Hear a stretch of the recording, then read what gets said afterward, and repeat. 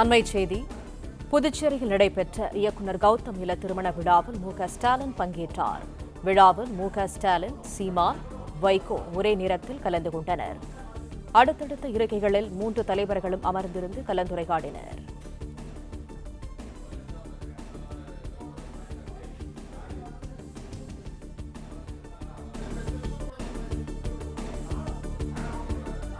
புதுச்சேரியில் நடைபெற்ற இயக்குநர் கௌதமன் இல்ல திருமண விழாவில் ஸ்டாலின் பங்கேற்றார். விழாவில் ஸ்டாலின், சீமான், வைகோ ஒரே நேரத்தில் கலந்து கொண்டனர். அடுத்தடுத்த இருக்கைகளில் 3 தலைவர்களும் அமர்ந்திருந்து கலந்துரையாடினர். விழாவுக்கு வந்திருந்த ஸ்டாலினை எழுந்து நின்று வரவேற்றார் சீமான்.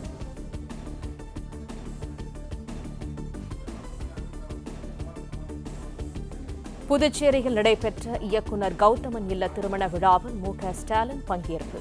விழாவில் ஸ்டாலின், சீமான், வைகோ ஒரே நேரத்தில் கலந்து கொண்டனர். அடுத்தடுத்த இருக்கைகளில் 3 தலைவர்களும் அமர்ந்திருந்து கலந்துரையாடினர்.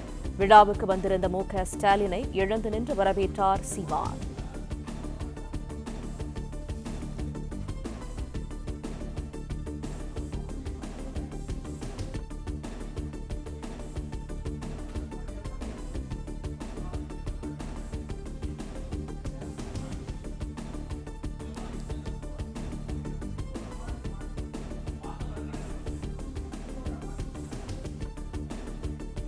புதுச்சேரியில் நடைபெற்ற இயக்குநர் கௌதமன் இல்ல திருமண விழாவில் ஸ்டாலின் பங்கேற்பு. இது தொடர்பான கூடுதல் தகவல்களை தருகிறார் எமது செய்தியாளர் சண்முகம்.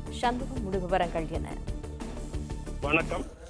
புதுச்சேரி அருகே உள்ள பட்டானூர் பகுதிகளில் உள்ள கன்வென்ஷன் திருமண மண்டபத்தில் இன்று இயக்குநருடைய கௌதமன் அவருடைய இல்ல திருமண விழா நடைபெறுகிறது. இதில் கலந்து கொள்வதற்காக தமிழக முன்னாள் முதலமைச்சர் ஸ்டாலின் அவர்கள் இன்று மதியம் புதுச்சேரிக்கு வந்து தங்கியிருந்து தற்போது இந்த இல்ல திருமணாவில் கலந்து கொண்டுள்ளார். அவருக்கு முன்பாகவே வைகோ அவர்களும் கடந்து சிறிது நேரம் பேசினார். தொடர்ந்து மணமக்களை சந்தித்து வாழ்த்து தெரிவித்தார். வைகோ சீமான் அவர்களும் இதே திருமண விழாவில் கலந்து கொண்டு அவர்களுக்கு வாழ்த்து தெரிவித்தனர். முன்னதாக சந்தித்து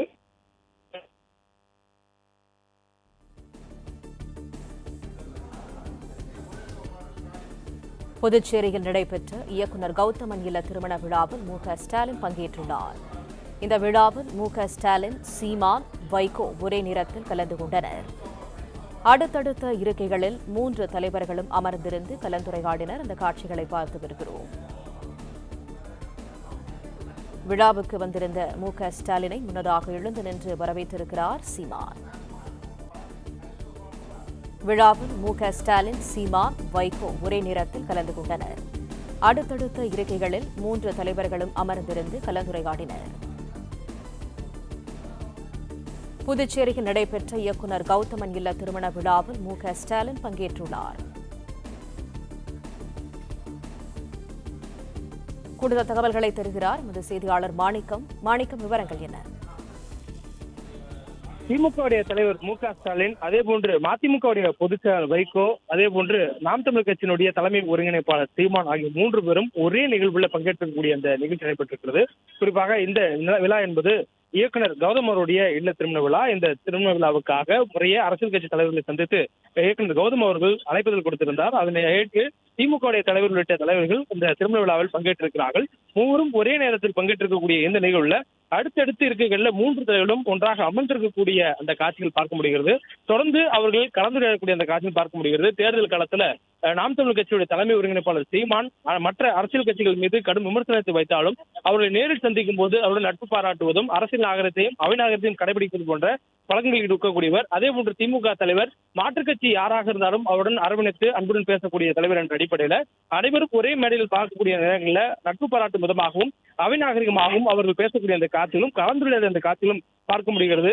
விழாவுக்கு வந்திருக்கக்கூடிய திமுக தலைவர் ஸ்டாலினை பார்த்ததும் விழாவில் முன்கூட்டியே வந்திருந்த சீமான் அவர்கள் எழுந்து நின்று அவர் வரவேற்ற அந்த காட்சியில் கூட பார்க்க முடிந்தது. அரசியல் களத்துல கொள்கையில மாறுபாடுகள் இருந்தாலும் எதிரெதிர் திசைகள்ல அரசியல் நோக்கி பயணம் செய்தாலும் ஒரே நிகழ்வுல சந்திக்கும் பொழுது இதுபோல் அரசியல் கட்சிகள் மாற்றங்களை விடம் கொடுக்காமல் ஒருவர் கைக்குலுக்கி கலந்துரையாடக்கூடிய அந்த காட்சிகளை பார்க்க முடிகிறது. தமிழ்நாட்டுடைய தொன்று தொட்ட அரசியல் பாரம்பரியமான அந்த நாகரிகத்தை கடைபிடிக்கும் விதமாக 3 தலைவர்களும் அடுத்தடுத்து அமர்ந்து கலந்துரையாடிய அந்த காட்சிகளை பார்க்க முடிகிறது. பிளே ஸ்டோர் மற்றும் ஆப் ஸ்டோரில் இருந்து பாலிமர் செயலியை QR கோடு மூலம் பதிவிறக்கம் செய்யுங்கள். செய்திகளை உடனுக்குடன் பெறுங்கள்.